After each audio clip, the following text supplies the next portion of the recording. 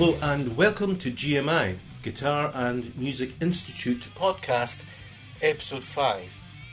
In this episode, I'm going to be talking to Joseph Alexander, the founder behind Fundamental Changes.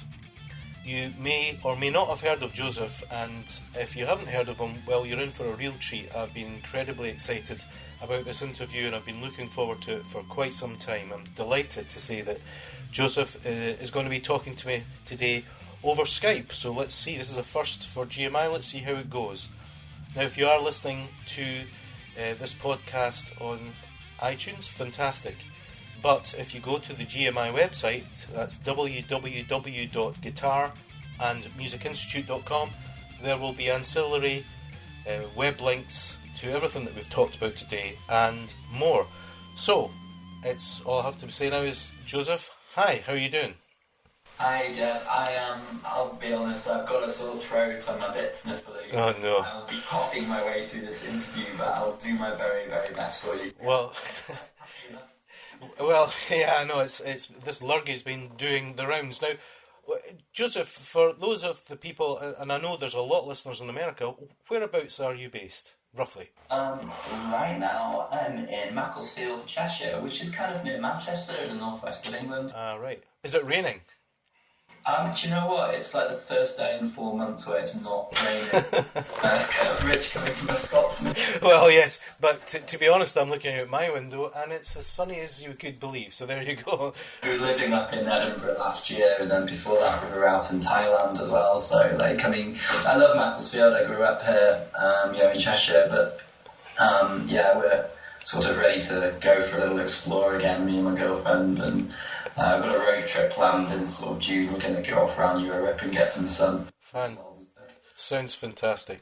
Now, we're going to be talking about fundamental changes later on, but first of all, I'd like to know a little more about you and your musical history. You're a guitar player, and a very good one. Could you maybe tell the listeners a little about your journey to the guitar and your training, or if you've had, I think you may have had training. Well, I know you have. I'm just pretending I don't know you've had training. The listeners a little about yourself. That would be fantastic. So I played the guitar about the age of 5 or 6, and just to jump in with a story immediately, I was Amazon invited me down to the London Book Fair last week. Name dropper, clang. Well, yeah, but actually the name drop comes because the reason I picked up the guitar in the first place was seeing Brian May, and I was really little. I think it was a repeat of Live Aid, and I saw Queen's set, and that was it. I knew that I wanted to play guitar. It was that, and I think I saw like a Jimi Hendrix video around about the same time, and so I'm there, and Amazon got me down in London, and I just walked past Brian May at the London Book Fair, and I was like, he was busy, so I kind of gave him like a few minutes and finished up and talk, excuse me, Dr. May, kind of thing. And it was this sort of weird serendipitous thing where, I was there because I'd written sort of 35 books about playing guitar, and then I bumped into the guy that started it all just randomly. It was this amazing thing. Anyway, I started playing guitar, like classical guitar. Can I just say, Joseph, this, and folks listening in, this isn't nonsense.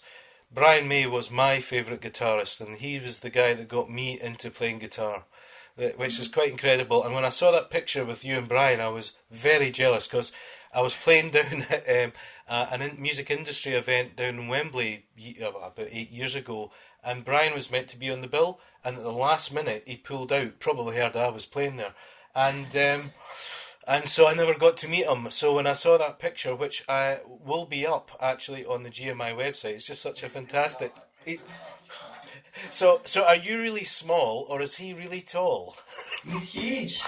Just gentle giant though. I mean, he's just such a calm, just well-spoken, gentle guy. I managed, I sort of grab about 5 minutes with him. I think he's doing a book at the moment. It's going to be Queen in 3D, and that's why it was at the book fair, and it looks like it's going to be a beautiful book. So what did you talk about? Badgers, astronomy, or guitar? Or all? Well, I don't think he had time. I'd have been happy to talk about badgers all day, but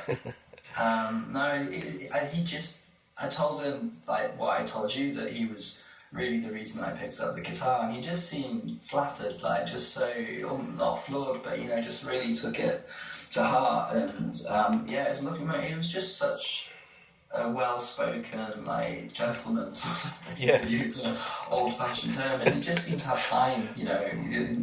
I know a few people sort of won't name drop at all, but, you know, you do get some attitudes in this industry, and there was none of that. You just sort of had all the time in the world, but yeah. I guess he's got nothing to prove, Joseph. Well, yes, that could have something to do with it. But yes, he's very tall, very tall. I mean, I'm not massive myself, I'm about 5'10", but he's very, you know, very from the head. So, I interrupted you. So, he got you into the guitar, and then what happened? Well, I think a lot of guitarists have this, and I went to my mum, and my mum worked really hard to put me through guitar lessons, and I'm always very grateful to her for that. She, you know, I'd seen Hendrix, and, you know, setting fire to his guitar. It's only like 7 or something like that, and so I said, you know, this is something I really want to do. I want to play guitar. So she got me classical guitar lessons when I was little, and that was great. You know, it was a great foundation. But you know, of course, I wanted to play electric, so I did my classical and loved it, and I still loved the music. But I started playing electric when I was I went to high school, so what's that, 11? Mm-hmm. I think I'm not sure. And I had a few great teachers, like Andy Smith in particular was one that stood out. He's just a local guy around here, but, you know, still a good mate. Then did my A-level music, and I applied to what was the Guitar Institute in London at the time, down in Ealing. I've played there. Have you? I met Sean Baxter. Sean was my private. Well, you know, we didn't really get private study lessons, so I paid Sean for lessons around his house, and, you know, great guy. Absolutely, yeah. You were down there for what? Did you go down there to London? Yeah, I did. I went. It was saying like a little country boy here, really, like Cheshire, Poynton, little villages, and then I was at 18, just turned 18, and found myself in Acton, Ealing. It was terrifying, yeah, in the middle of London and big people, and London College of Music didn't really have halls of residence, so I was in this sort of house share with people. So interesting. The classes were amazing. You know, I got a huge amount of it out of it, and I did. Long story short, I did about 2 years, and then I realised like I couldn't cope with the amount of. I think what was needed at the time was a huge amount of effort, and like, not the effort. How can I say this succinctly? I was trying to deal with so many influences, and I was very ignorant at that stage, and I kind of got into jazz, but I essentially didn't realise that there was any kind of difference between like Miles Davis and Alan Holdsworth, right? At that time, like, you know, I was very new to it, and, you know, so one week would be doing So What, and then the next week would be doing Giant Steps, and for me, it was very difficult because we had to get these tunes together, so like learn them. We had to learn to solo on them, we had to do the chords, we had to play in a band, get the rehearsals, and we kind of had 2 weeks on that. And for me, like, because I was completely new to this, and I was like a rocker as well, I was trying to sort of put all these influences in, and I think I just, for some reason, there must be some short circuit in my brain that I had to kind of get all of these styles into my playing all at the same time, and often at like 200 beats a minute sort of thing. So predictably I wasn't very good at it, but I sort of, you know, I got the bug. Anyway, I ended up, for one reason or another, taking a year off, and then going to Leeds College of Music. I know it well. Yeah, obviously I met amazing players like Jamie Taylor and Pete Sklaroff and all those guys who just had such a positive vibe about music. And I think the thing about London was it was just like learn this. And then I had lessons with, do you know Janis Pavlidis, if I'm pronouncing his last name right? Great. I don't. But I was there from 86 to 89. So the thing I found about Leeds was that it felt like a much more musical place. Like, we were given our first study instrument tutor, so I had like a lesson with Jens, who he won like the jazz prize at Berkeley, you know, and he was just, I mean, he still is. He was gigging with Dave Liebman at the time, you know. He's up there with some of the best, and I got to have an hour with him every week for 2 years, and that really brought me on. And he realised what a sort of a bad state I was in musically. I think I've written about this in the book that I've just written. It's a bit meta. I've written a book about how to write independently published books, but I've written about it in that, and I wrote about it in my first book. And he sort of sat me down and said, "Oh, listen, man, who do you want to be?" And like, who do you like the sound of? I was like, at that time I was listening to a load of Pat Martino, and he kind of put his hand up, like he was like, I was almost in tears. He put his hand up like right near the ceiling, and he said, "Well, that's where Pat Martino is." I'm like, "Yeah." He goes, and he puts his hand like an inch off the floor. He goes, "That's where you are. You're shit." That's encouraging. And he goes, "Well, okay, you're not shit, but what you're trying to do is you're trying to do this massive jump from the floor to the ceiling all in one go. You're trying to put everything in all at the one time." But he said, and then he put his fingers together like about an inch apart, and he says, what you can do is you can do this tiny step, and I'll give you that step, and you'll work on it, and we'll nail it, and then I'll give you the other, and gradually, like, you're just gonna work your way up that distance, and I think that I found that. Like, from London, I had a very negative approach. I hated my playing. I was very sort of depressed about my playing because I was trying to make this jump from nothing, essentially, to virtuoso. But what Yanis taught me was that I could break it down, and instead of having one massive negative experience, I had hundreds, I hope, of little successes, you know what I mean? And it was constant sort of feedback, and it would be very tangible. Okay, next week, I want you to play arpeggios on this sequence, like 1-6-2-5. You just need to play like root to seventh on every chord and come back, and that's it. That's all you're going to work on doing a couple of areas of the guitar. Like, if you can, if not, just do it here.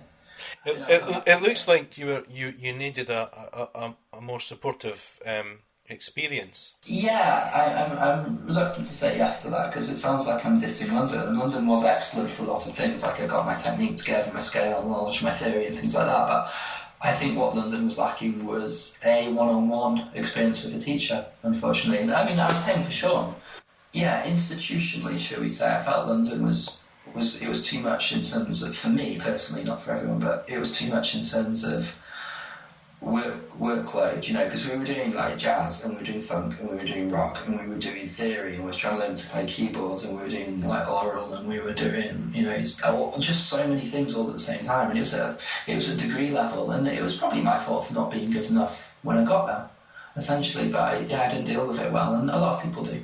Do you think that experience has really helped shade how you go around the creation of the many books that you've created for guitarists?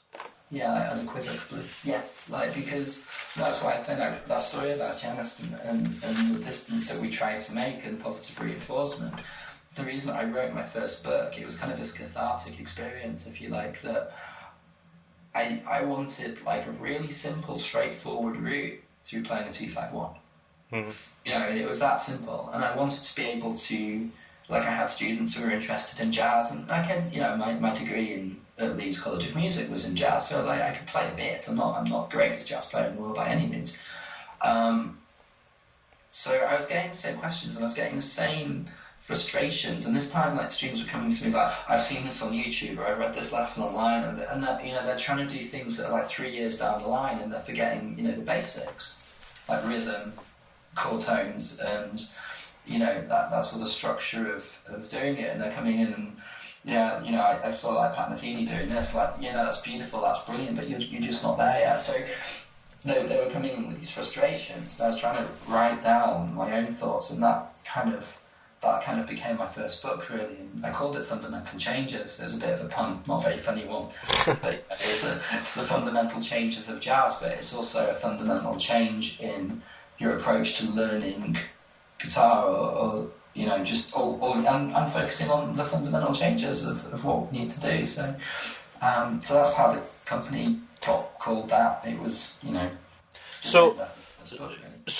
that book was. Were you really writing that book for yourself, in a sense?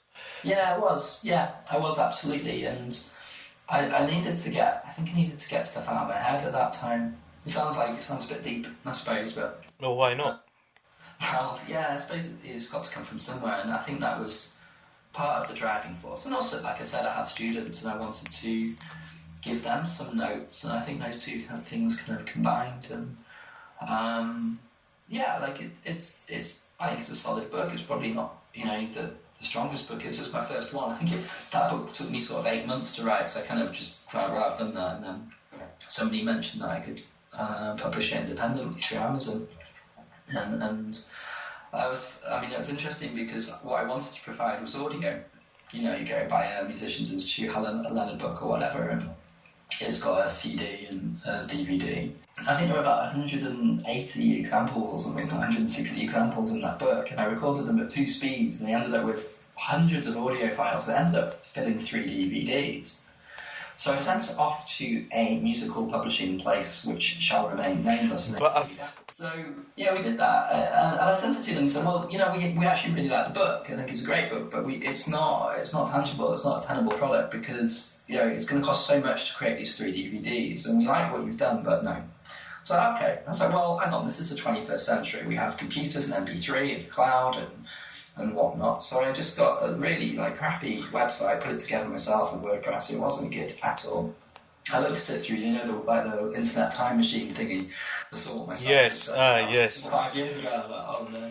But I basically put the audio up there, and I put a link to the audio in the book, and that was it. And essentially, one of my students, I think it was one of my students, said to me, have you checked out Amazon do this thing called Kindle Direct Publishing or CreateSpace? I think I found the paperback first. I can't remember which way around, but anyway, essentially I uploaded the books at Amazon, and it was Kindle first. And to my absolute shock and surprise, I think in the first month I sold 8 copies or something, which was just absolutely ridiculous because it was something that I had done for myself and had no intention of publishing it really. I was pushed into that by, like I say, a student, I think.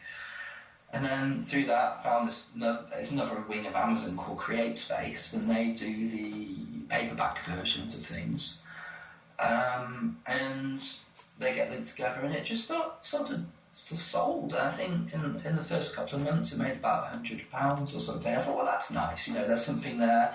Maybe I'll just lock that away as a pension while I'm carrying on teaching. So at that time I was living around here, and I was teaching about 30 hours a week. I was busy, hopefully good teacher, and I thought, well, that's going all right. Why don't I write another one? So I talked about something that they're big on in London. Certainly the institute was the cage system, and broke that down. And people mock the cage system. Some love it, some hate it. I've got no strong feelings, but it's how I sort of see the guitar, and I did that. But I kind of thought, well, I think the problem with the cage system for most people is it's not it's not very tangible. It's here are all these shapes, here are all these chord shapes, and you learn your scales, and now what? So I did the cage system and 100 licks of blues guitar. Fantastic. There's about 5 cage shapes, and so I did 5 licks for each shape, so that's 25, and I did was doing minor pentatonic, major pentatonic, blues scale, and mixed Lydian. So kind of covering all sort of most bluesy bases, shall we say, and there's your 100 licks. And I think that book's got sort of annoyingly 249 reviews on Amazon.com, mostly positive, and that still sells a couple of 100 copies a month, I think. And then, so I thought, well, that was a lot more successful. So I ended up writing in the first year, or first, was it 14 months, I ended up writing 8 books. So I just kind of got my head down and went, blah, blah, blah. And obviously every book's got audio examples and it's got notation. We try and do as much as we possibly can, give as much value to the reader. And that, I won't name the title, but I remember getting a book by a very well-renowned guitar teacher. It's an excellent book, but it was 36 pages long. I remember being sort of 16, 17 and paying, like £20-25 or something for that. And I was not, the content was great, but I was disappointed by the sort of thinness of the volume, shall we say. And I thought, well, I can give more than that. So all our books are about 100 pages long. Okay, you are listening to GMI, the Guitar Music Institute. My name is Jed Brockie, and I'm in conversation with Joseph Alexander, a guitarist, composer and publisher, who's talking to me about his life, the company he's developed, Fundamental Changes. You can find out more about this interview by coming to the website at www.guitarandmusicinstitute.com.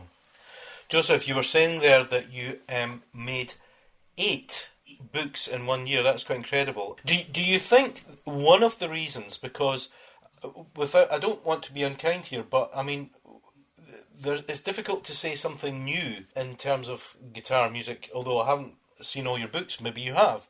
Do you think it's because you're the voice of almost a guitar generation now? I mean, it is quite weird that you put a book out there, you don't really think about it much, and it just takes off.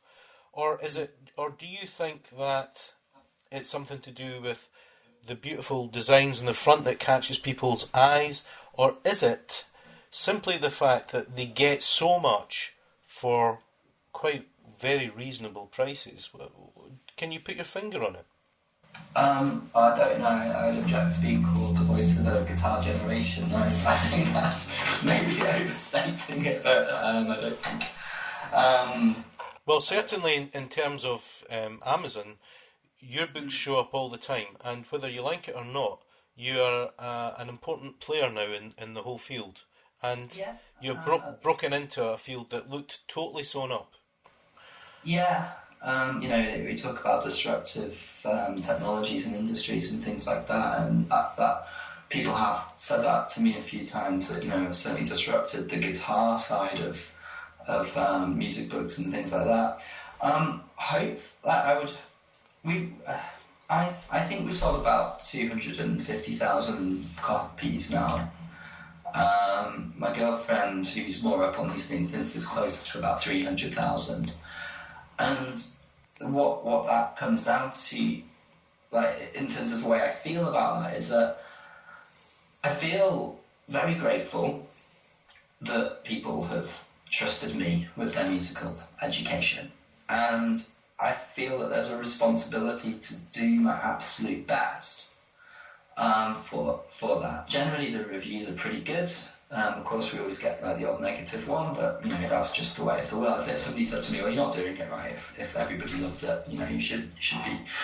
And people have wildly different views about what constitutes musical education. If you go to a classical conservatoire, you go to like a rock school, that you're going to have different opinions on what's good and what's not good, and the way to do things. I don't think my books are necessarily better, but I think they're different, and the way that they're different is that I break things up in tiny little steps. I think we've all had that book where we open it up and there's like sort of a sort of physics essay about guitar theory or something like that, with one piece at the end where we're supposed to kind of understand that. Now, I don't do that. My first exercise in my fingerstyle blues guitar book is like boom, boom, boom, boom on the low E string. And of course, if you're a bit better, if you're an intermediate guitarist, you go, "Oh, that's boring," and you skip, and hopefully you'll skip a chapter, not too much, but maybe a chapter, 2 chapters, and you'll find the point where that, excuse the pun, resonates with you. The person that is just picking up the guitar maybe can play a few chords and they can hold the thing. They get to go from the actual first rudimentary example right through to pretty complex pieces in the end. But I've split that up into 150 steps. Now, obviously, not all the way from nothing to that one piece, but my books tend to be quite. I focus in, and they've got the most boring titles in the world: fingerstyle blues guitar, or complete technique from one theory for guitar to play. Well, it kind of it says what it does on the tin, I mean, it's a conceal approach, isn't it? Yeah.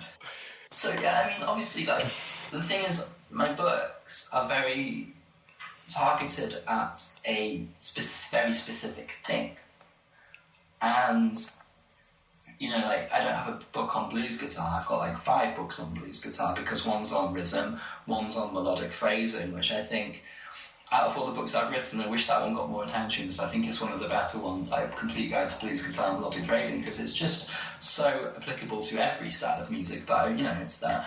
And then there's a blues book about going beyond pentatonics, starting to target chord tones, and then there's one about, finger style, etc. So I do sort of hone in on a particular topic and then go into as much detail in that and the closely surrounding supporting areas of that, and I'll get into everything, whether it's scales, rhythm, and a little bit of theory, I guess, but I prefer to be giving people music to be playing and developing. I don't necessarily go, here's your piece, let's learn it, and there's a place for that. The approach is always to develop the technique or the ability or the insight or an understanding of how the music's constructed, so the student can take away those rudiments and make their own music. I think that's might be getting more on to why they're successful, because it's not just like, right, you've done your exercise, here's your piece. It's just like, here's a comprehensive guide to the best of my ability. And there's better guitarists out there, certainly. But to the best of my ability, I'm giving the reader, the student, as many tools as I possibly can, and a coherent pathway. That's the thing, like a coherent pathway from like zero to hero, if you like. And I'm never going to be like Pat Martino. I'm not that good. I shouldn't really be saying this because we've been talking about it for a little while, but I reached out to Martin a little while ago, and we're very much hoping to do a book together this year. Fantastic.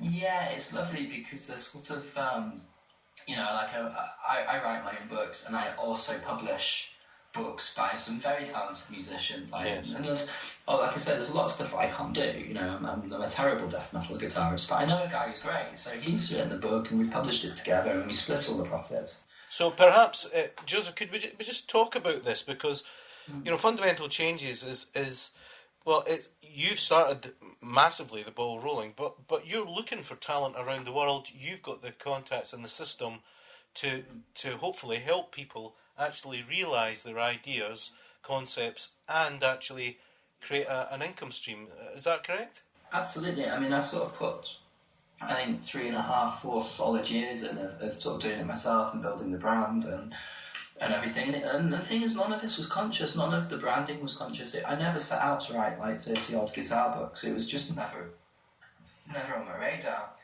But it sort of kept growing, and I realised actually, I'm quite good at explaining stuff to people in text format. So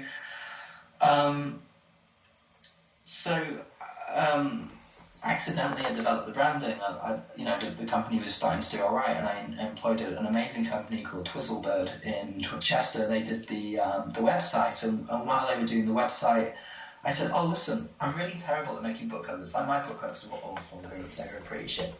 And so, can you put a Photoshop template together for me? And so I can switch out a guitar and change the text and change the colour of the background and all that sort of thing. And can you tie it into the colours of the website with all the fonts and everything?" They were like, "Yeah, sure." And I think they charged me about £200 for it. And because I was just pretty terrible at Photoshop, but I knew enough to get an appropriate jazz guitar in there or get an appropriate Metallica for country or whatever it happens to be, I suddenly got this branding, and so I've got books everywhere. And how Amazon loves to cross-promote people who bought this also bought that. That stuff starts showing up on Amazon, and also people go to the website to download the audio, so I get to build up my mailing list by doing that. We give out free lessons each week and things. So it sort of accidentally grew into this brand. It wasn't. I said to somebody the other day, I gave more. Put more thought into my Halloween costume in my career. So, and what do you normally dress up as? I was a zombie this year. Excellent. We've got this branding and everything sort of falling into place, and I started getting approached. I think, I did a shout out on the mailing list, we're looking for people, and if you want to be published, because I think there's there's a finite amount of stuff I can write about with integrity, and I'm not going to, go and do like your progressive fusion book because like I can dabble, but I would have no integrity at all. And if you ever see like progressive fusion by Joseph Alexander, just don't buy it. I will buy it. Like we're talking to guys, and like for some reason I've just never got my head around country music. Well, it's just country, it's this. I'm like, well, okay, I just don't have an affinity with it, maybe, musically. And so I asked Levi Clay, who's just an astonishing guitarist, just an amazing talent. His ears as well, dude. Like, you just sort of see him watching, transcribe Holdsworth just in real time on his computer with one hand. And so he's written the country book, and it's doing great. And Simon's written 5, and Pete Sklarow's doing one at the moment. Who's Simon? Can you tell us about? Simon Pratt is just the most indispensable guy. He's just constantly positive and friendly, and you sort of have a bad day and you speak to Simon, he's just cheers you up. This is really interesting because I know some of that. I certainly know Pete Sklaroff very well. You're gathering around you a lot of creative, very talented people, which is very exciting in itself. Yes, and I think Simon he responded to when I shout out in the mailing list. But since then, people have been approaching me because they see this branding. I've got a page on the website. If you're an author, you want to get published. And I think part of the reason you wanted to do this interview with me is because we were talking before the interview about how difficult the music industry is for talented musicians, and how hard it is to get paid, and how hard it is to get the gig where it's not full promotion. I call that promotion, that's putting bread on the table for us all. I just think so. It's just so many ways that it's much more difficult now, and a lot of musicians are coming out of colleges all over the place, and they're looking around at what happens next. Do I start teaching? We have this sort of cyclical thing of people going to university, coming out and teaching, and that's it. And this is what really excites me about what you're creating, Joseph. A real opportunity, not just for yourself, but for a lot of people who probably have a lot to say. Well, I think so, and I hope so. The thing is, I was going to say is, it's such a difficult industry, and there's 2 difficult ones writing. If you go traditional publisher, you're going to get maybe 8% of your cover price if you're lucky. Maybe if you're J.K. Rowling, you'll get a bit more than that. But essentially, they own your rights, they own your ass. Like they'll say, you've got the next 3 books, you've got to be published by us. We own everything, and if they decide to drop you, they drop you. And it's the same for if you're getting a record deal. And it's hard. I know you're saying about the cycle of teaching and things. People, I love teaching. I love it. I've always been a teacher, I think, and I think it's a very worthwhile thing to do, certainly with music, and certainly with what, let's not go off on this one, but certainly what the government's doing with, arts funding, libraries, music tuition, all that sort of stuff, that's going. And so if you can be a part of a force that is helping people to make music and art, then I think there's something very worthwhile in that. That said, there's got to be a balance as well, because I know, at the time when, again, no names, but I remember people at music college at Leeds, and they say, right, I'm going to be a jazz trumpeter, and that's what's, I'm going to be world famous, and I'm going to have this. And it's like, well, to be honest, at the time, I said, well, there's probably about 3 people on this planet making a really good living as a jazz trumpeter. And I don't mean to be negative about it, but, and those guys will be supplementing their income.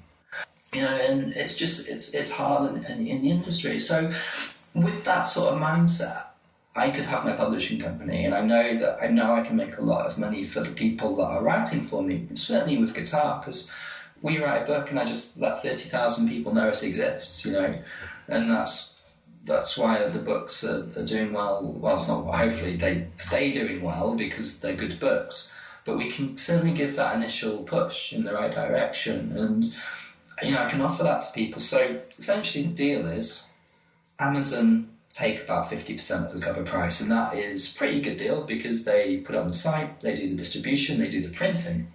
Everything that is sort of hands dirty work. They get it to the customer's front door, sort of thing. I upload a file, and that's printed in the cloud, from the cloud, and it goes out and then it rocks up at somebody's door. So they take their money for that. It's about 48%, I think. And then whatever's left over, it's split 50-50 between myself and the author. Well, you can't say any fairer than that.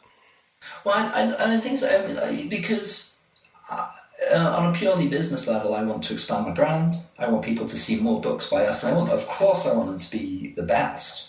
I don't want to be like something like Donald Trump. I have the best books. So yeah, 50-50. And that means that I'm as invested in the book as the writer, and we can both do our bit. So what I ask from the writer is that they provide me with the book, essentially, and I'm involved at every stage as much as they want me to be. So I'll say, okay, listen, just go and write your plan and give me a very rough table of contents. Like, what do you want to include? Where are they starting? What are they going to work through? And where do you want them to be when they finish? That's the plan for the book. Then don't write the introduction. Introductions are hard, and if the book changes, you have to redo your introduction. So go and write your first tuition chapter. Go and give me the first part, give me 3 or 4 pages. And then we can see, and I can talk to them about my style. I can see how they're notating the musical examples. And essentially that gradually turns into a book that's, between 90 to 106 pages. They provide the book, and the audio. And I do all the copy editing. Sorry, Joseph. The author provides the audio, is that correct? Yeah, yes. I mean, most people have got a computer set up these days where they can just plug in and play. And, certainly Guitarist is pretty easy for us to just hit record now. But so, yeah, they do that. I mean, if we can provide backing tracks, yeah, there's always stuff that we do. But essentially, to keep it easy, they provide the content, notation and audio. We provide the covers, the branding, the copy editing, the proofreading, the route to market, the promotion, and everything else that goes along with putting that into a book. And then we get it on Amazon, we'll promote that, and also we've got a lot of automation that goes on with our email systems as well, so we can build the promotions for their book into the automation. So once it's locked in there, somebody that's bought a book in a similar genre will get a load of cool free lessons, we hope, from the website, but then eventually get that promotion come through their email for their book, just like it was a new release for them. So, we keep things ticking over with email marketing, I guess. But at the moment, the next thing is, at the moment, I'm looking for, if you know anyone, we're looking for singers, we want bass players, drummers. You're listening to GMI, the Guitar Music Institute podcast. My name is Jed Brocky, and I'm in conversation with Joseph Alexander, writer, composer, guitar player of Fundamental Changes. So, yeah, I'm just giving you a little chance to get your throat wet with coffee. Joseph's got a terrible cold just now, so he's doing incredibly well getting through this interview. So as we head towards the end of the interview, Joseph, I suppose there's a couple of things I'd like to know. I'd like to know about your own musical development and where you want to take that as a player, and also about where you see Fundamental Changes going, and you've alluded to that earlier, just before the break there. So, could you maybe tell us a little about that? With the amount of income coming into the company, I can see huge potential in live broadcasts and all that sort of stuff. I mean, is that something you would like to go down, or are you good? We're doing a few things at the moment, and you might have noticed we've got a few bass books out now, and that's definitely an avenue that we're kind of progressing down. Singers are hard, man. I keep getting so close to getting a singer to write a book. I might have someone for you, actually. Oh, cool. Brilliant. Well, we'll talk. But essentially we want to expand, and it's, not in a sort of Starbucksy way, but we feel that we're doing a good thing, and the books we're putting out there are really good, and they're well received, and they have integrity, and they have value, and they help people. Bottom line, they help people to do music, and they do that for, what's the paperback's $20, and you certainly couldn't get an hour lesson with me for $20 kind of thing. And so we're giving I think that is good value, and you consider what the average price of a guitar lesson is. It's not what is it, £16 an hour. So yes. like that's $20, £16 at the moment. So I think that's good value, and you get your audio, and you get a huge book full of stuff that's going to last you months and months and months. So we try to give value, and we want to essentially grow the company in an organic way that helps not only the student, but gives opportunities, financial and certainly financial, but in terms of like getting their name out there. And we talked about not doing publicity gigs, but just with what we can do, the amount that we can spread the word of what we're doing. I think it is a really good opportunity for other instrumentalists to write about what they do and what they love. When somebody approaches me and like, right, I need you to write, 101 rock drum grooves. It's not that. It's what do you want to write about? What are you passionate about? What do you think you're going to be able to do in this book that's really going to make a difference? And we do have a few books that are like the first 100 chords for guitar, but they go beyond that. They teach you how to play. We've got a few books out there that help generate leads, or help people find our brand, and they're inexpensively priced. Of course we have things like that, but they have value. We want the teacher to be writing about what they love and what they care about. We want to expand the brand. We want to get more books out there, but we want to help both the teacher and the student to get better. More tangibly at the moment, probably we're going to be looking at doing actual more guitar videos, like video courses. Fantastic. As we know, if you've sort of bought a book on blues guitar, then we'll probably be able, you'll be interested or get value from sort of inexpensively priced video on the same topic, and it's sort of, it's not that hard now, is it, these days, to put a video together and actually make it good. In terms of me, I've been asked to write books on how to be a successful, independently published author, and I do that. I get, like I said, Amazon invited me down to the London Book Fair, which is always surreal. I'm doing another thing in Manchester next week for Amazon, and for whatever people have mixed views on Amazon, of course they do, but they've treated me incredibly well. And as soon as they noticed that I was successful at this, they've given me every little bit of support. These huge independent authors that are selling, like, I think Rachel Abbott, I had dinner with her. It was weird. I was sitting opposite Rachel, and then I had the regional director for Amazon Europe, like all of it. He'd flown in from Luxembourg, and we're having dinner, and it was just this really surreal experience, and I hate all that. I hope you had a suit on. And I've heard like Mark Dawson. Yes, white jacket, white t-shirt. I've heard of Mark Dawson. Yeah, a great guy, lovely guy. We chat a lot, and he's really, he's all over Facebook. He's got if you want to talk to somebody about advertising, he's the guy. He spends $250,000 a year on Facebook advertising, and he makes a lot of money from that. And his books are great. Joseph, what is the next book you're going to bring out? Me, I am so embarrassed to say this. We think it's going to be called Self-Published Millionaire. Right, we don't want to just focus in on the money, but that's an interesting title. Well, yeah, it was suggested to me. I think I was yelling at you, so I don't want to call it. I don't want to do like a millionaire thing, because it's not about that. And people do focus in on that, and of course it's a marketing thing, and it helps sell books, but. For me, it's a byproduct, and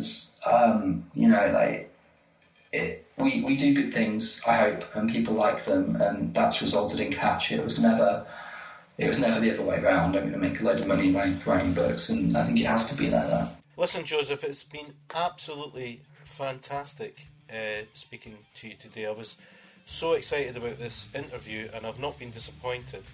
I really love the fact that you're so laid back about the business, and that it's kind of fallen into your lap in a way. And I don't mean by that you haven't worked incredibly hard, because anyone can see that you must have sweated. A lot of blood, sweat and tears has gone into this business. The things that are coming through the pipeline sound incredibly exciting, and I know that if there's anyone out there, I think I'm okay to say this, that if they feel they have something of worth they should get in touch with you, yes? Yeah, but it's fundamental-changes, so fundamental-changes.com. And on there, we've got just a little page saying if you want to get published, get in touch, and you can get in through that page. And the link will also be on the Guitar Music Institute website for this podcast. Cool, thank you. So, okay, well, all that really, I didn't know you were a diver, so once this interview finishes, I want to tell you something interesting. So Joseph, once again, thanks so very much for taking the time with all the cold and everything to spend some time with us.